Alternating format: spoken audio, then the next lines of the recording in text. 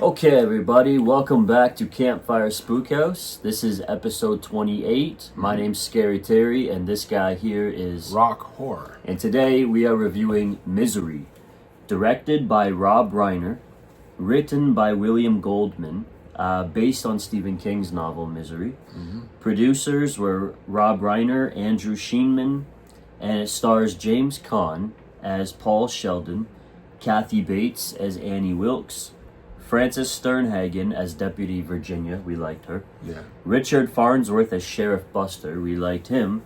Lauren Bacall as Marcia Sindel, and Jerry Potter as Pete. And the description of this movie is: after a famous author is rescued from a car crash by a fan of his novels, he comes to realize that the care he is receiving is only the beginning of a nightmare of captivity and abuse. Its release date was November 30th, 1990. Its budget was 18 to 20 million, and its box office return was 61.3 million. Rock Horror, Yeah. what did you think of Rob Reiner's Misery? I thought that this is another one of those movies that it was just overall a great movie. I agree. The acting. Superb. Yeah, well, I mean, when you have James Caan. Well, you got heavyweights Kathy like James Bates, Caan, Kathy Bates in it. Yeah. You're in for a good time, but it was written well. The pacing was well, like Yes. the way that they led the mystery as time went on, as things were revealed. Yes. So that you would see exactly what's going on in Kathy Bates' character's head. Yes. All of that was done in a pretty masterful way. I was very impressed with the overall film and just how it was put together. But I mean, adaptation from Stephen King novel, that usually goes well. It's true. Yeah. I think most impressed by Kathy Bates as Annie Wilkes, because she has that charming personality to her, especially at the beginning, and she seems like she's genuinely caregiving. Yeah. And she saves him and rescues his life from the crash and brings him in and nurtures him sort of back to health.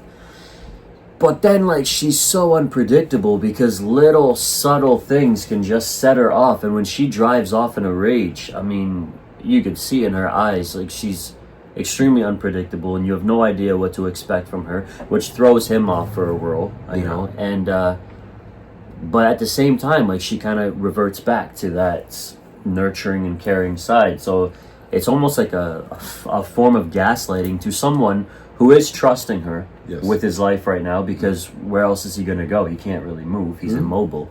So, I mean, which brings about another terrific performance from the legendary James Caan, who, as a writer and just looking to end this Misery series that he's become so successful and famous for. Yeah. And then this woman is the one thing getting in the way of that and keeping him from moving on with his life. Yeah. As apparently, Misery cannot die. Yeah. So No misery cannot die. performances are fantastic. As the saying goes, misery loves company. Misery loves company. That's true.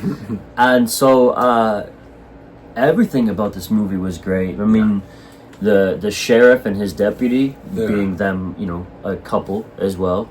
The dialogue, the banter between him and his wife / deputy. Yes. Yeah. The music was great. Yes. The suspense was really good too. The suspense kind of made the film. It did. Yeah. The suspense. So the suspense is what informed the pacing, and then the pacing is really what allowed the movie to be what it was. At no point was I thinking to myself, well, he's been here for a while, you know? Yeah. What's gonna happen next? Yeah.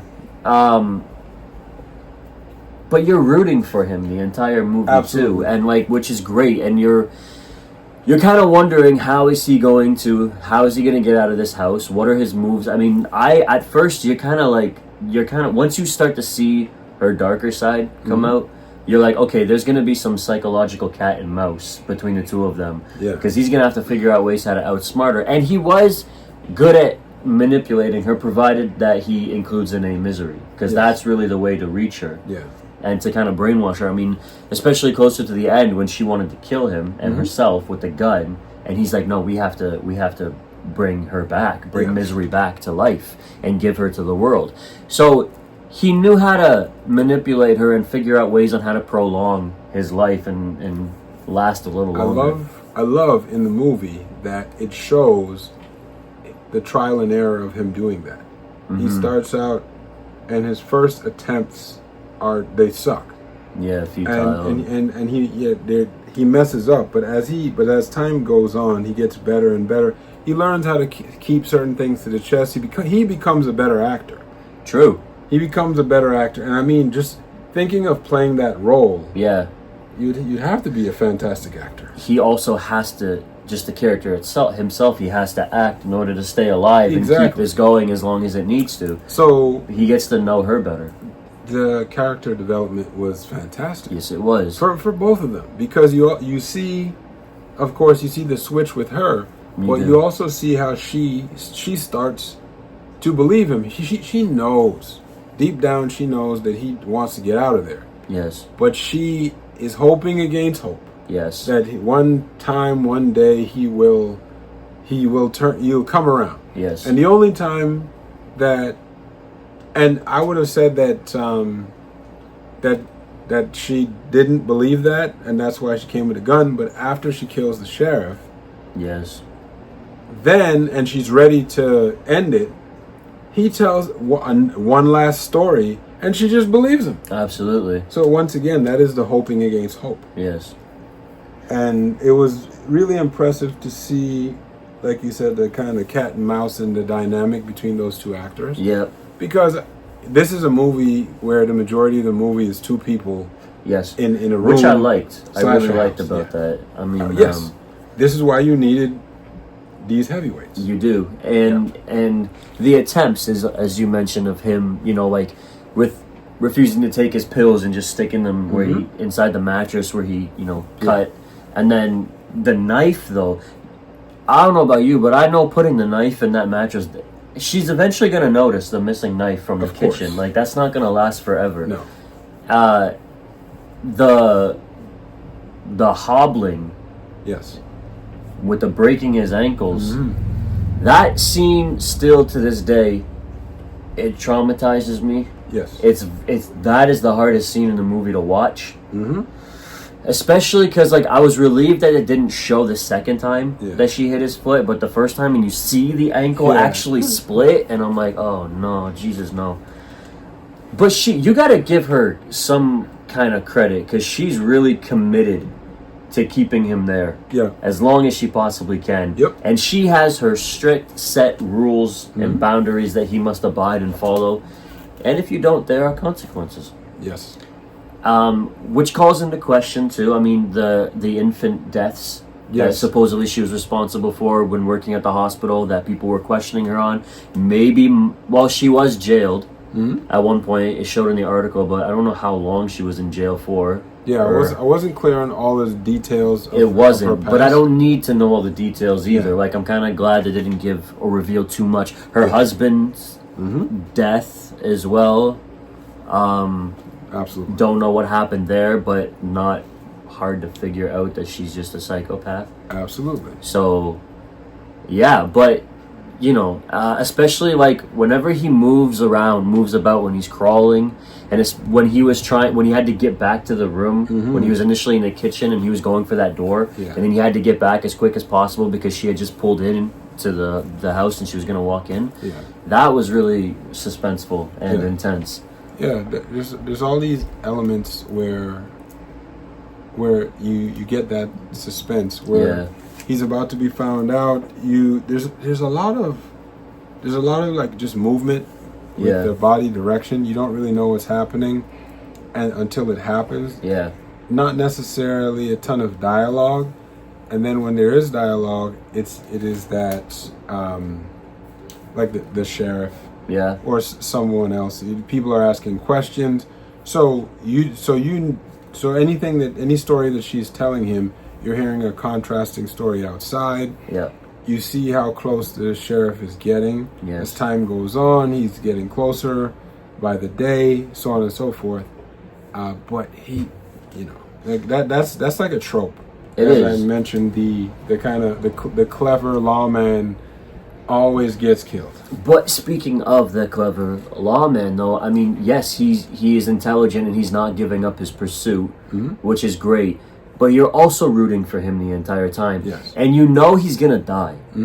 Because as you had mentioned earlier when we were watching, any lawman who's getting close or whatever, like, he can't be what actually destroys her or kills her. Exactly. So, but he's gonna get really damn close and finding everything out. But you're patient in waiting nonetheless, because you enjoy every scene that he's in and watching him with his investigation, trying to... His demise reminded me of the cop in Psycho. Yeah, when he got pushed down the stairs. Yeah, man. Because again, same situation. He was getting really close too, and he wouldn't let up. He's not letting it go. Mind you, he was paid to do a job, but I love the honest sincerity of the sheriff. Because you can tell he's a great guy. He's really, he's humble. He's down to earth, and he cares a lot about the people in that town as well as his job. But you can't really pull a fast one on him, though. No. And he's suspicious enough, which I really love. She knows that, and this is the reason why he wasn't safe. And so when he comes back in, I don't know, if it was me and I came back in, once I came back in and I knew that she wasn't there. Yeah. She wasn't the one to answer the door. Yeah. Even after I heard, I know it's my duty as a police officer, but even after I heard his voice, I would have acted like I didn't hear it. I'd be like, I think I hear something outside. Yeah. I was getting out of the house because I knew that I wasn't going to be in a safe place. And then after that, I don't know if he has a radio. He should have a radio. Then I'm calling for backup or whatever else. Yeah. I could always head back into the building. Yeah. But right now I'm at a loss. I don't know where she is, and now I know he's in the basement. Yeah, exactly. And there wasn't any time for him at all. As soon as he called out Mr. Sheldon, that was it. He had no time to register or process anything.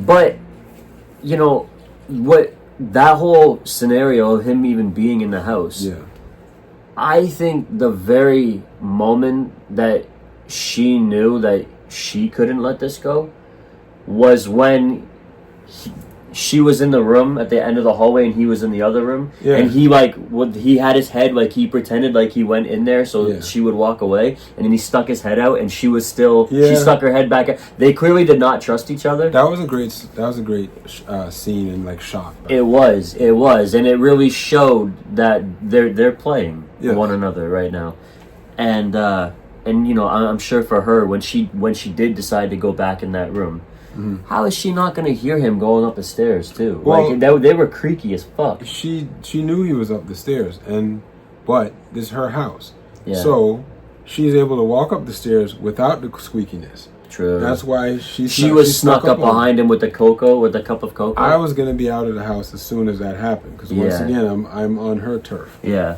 Also, props to the sheriff too for that scene, because like he had just been reading about the articles too prior to him going there with the infant deaths. Very smart for him not to take the drink or not drink it. Absolutely. Intelligent. I knew that was the reason why he was avoiding it. He's like, oh no, thank you. Yeah, I'm good. And why she was so adamant, because she kept insisting upon the drink. She's like, no, you gotta have some, and he wouldn't, no matter what. And like, I feel like it would be easy for anybody to break as soon as the mug is handed to you, to be like, all right, now I'm being rude if I don't take it. But him just walking away, refusing, that's fantastic. It's great. However, he didn't quite make it out of there alive. So he did not. No. One of my favorite parts was the brawl towards the end. That fight was intense. Yes, and so he started by the callback of burning the book / manuscript, which I loved. Yes. That he brought that back because he knew that it would put her in a vulnerable state. Yes. He had a plan. You saw him working out with the typewriter when she wasn't looking. Yes. So he'd been planning it for however long. It was not clear exactly how long he's been captivity. You know, it's been at least a month. But I mean, how many attempts had he made with her before that failed? Especially at the dinner table when he tried slipping the pills, the powder in her wine, and she just spilled it. Great storytelling, because this is what makes that last fight so satisfying. Mm-hmm. Because you've seen him fail so many times. Yes. So now that there's this kind of brawl, he throws himself out the chair to get on top of her. After she shot him in the shoulder. It's really funny that he ends up killing her with the pig. With the statue pig. Yeah, that was hilarious. And he went hard in that fight too, because he had to, and he knew that.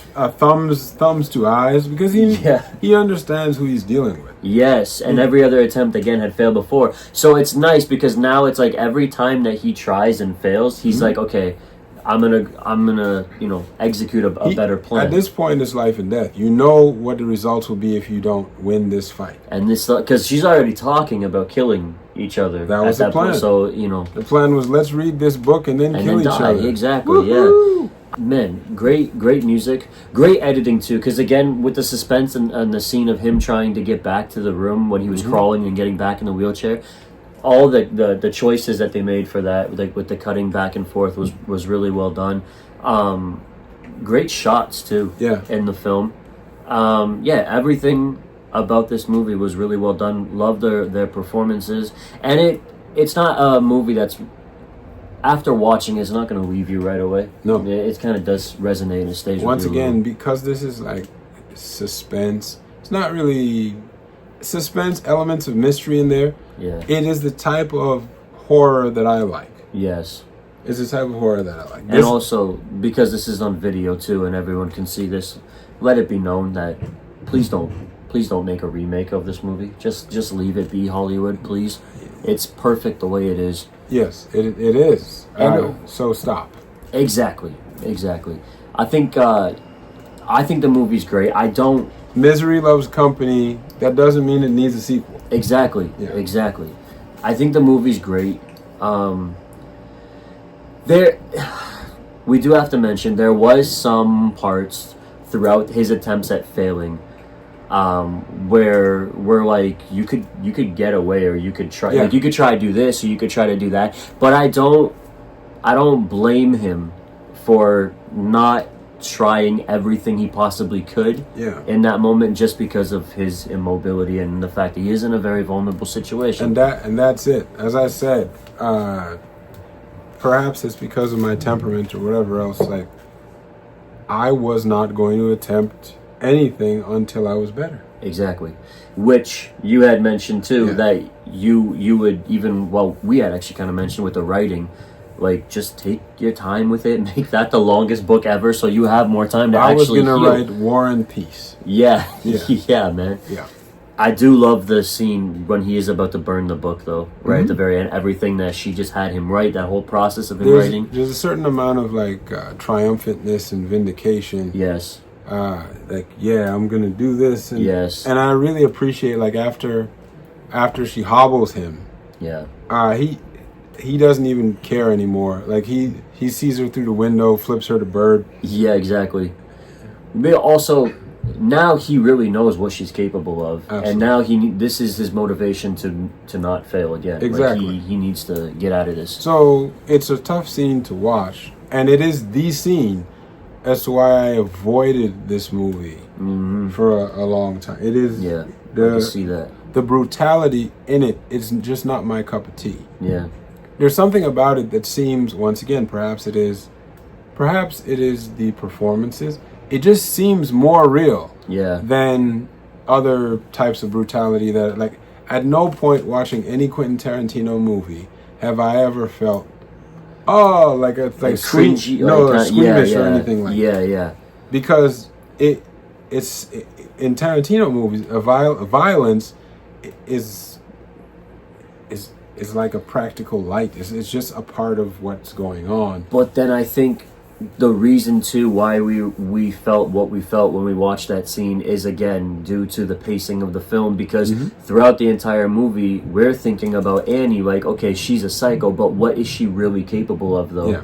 and then there in that scene, yeah, when you see the extent to what she's capable of, this is where she becomes the big bad and the vindictive, the menacing, all of the things.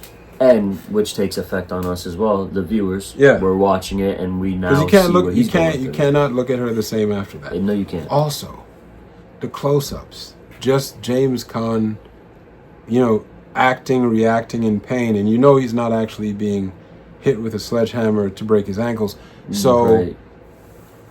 I was so impressed with his ability to just go places with his face. Yes, to emphasize agony. The sweat on his face a lot too in those scenes, the redness. When his eyes would well up like he was about to cry. He never quite cried. Yeah. But he was always about to. And when you're in that position, the vulnerability and all of that, of course, you'll be there. Well, what about the close-ups on her? Whenever it would always show, it would be nighttime, and it would show the house, the front of the house. Then you would see her pitch black behind her, close up on her face, the evil eyes, and she's about to give him shit for something and snap on him. Yeah, that was terrifying. Yeah, it is. I've noticed that a lot. Certain movies have tried to attempt or copy that exact thing that you're referring to. Not everyone is able to pull it off as authentically as in this. And this is why Kathy Bates, she won, right? I'm pretty sure that she did. She won, and rightfully so. Yeah. I think for this movie, like, I have nothing bad to say about it, and I think it's a perfect film, and I honestly give it, out of 5 jump scares, I rated a perfect 5. Yeah. Without any more suspense, I also rated a 5. Hell yes, man. Misery Company. There you go. Well, there you have it. That's 5 jump scares from Rock and I. Let us know, though, of course, what you think of the movie and how you would rate it. And this is episode 28 now, man. We're really going with these films. We got a lot going on right now. We got more coming. So get back and let us know with some of your favorite movies and which ones you would like to see reviewed. And don't forget, because following this sort of Stephen King trend with this film, our next movie that we are reviewing will be Stephen King's It, also known as It Chapter 1 from 2017, starring Bill Skarsgård.